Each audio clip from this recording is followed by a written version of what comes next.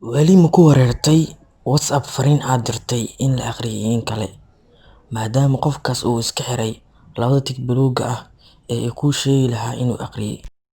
Haddaba haddii aad ku wareertay, ku soo dhawow muuqaalkan ayaan kugu tusi doonaa. Labadan WhatsApp ayaan idinku tusi doonaa. Assalaamu calaykum ayaan u dirayaa. Waa kana way soo gaartay.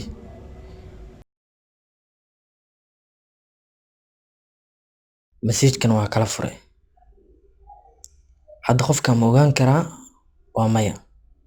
Haddaba haddii sidan kugu dhacdo, sidee ku ogaan kartaa?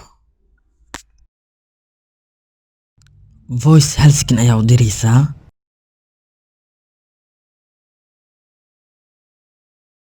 Markuu qofkaas kala furo, labada tig buluugga way ku soo bixi doonaan. Sidan ayaad ku ogaatay inuu akhriyay qofkaas.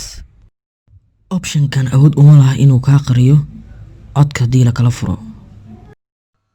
Muuqaalkan halkaas ayuu ku egyahay.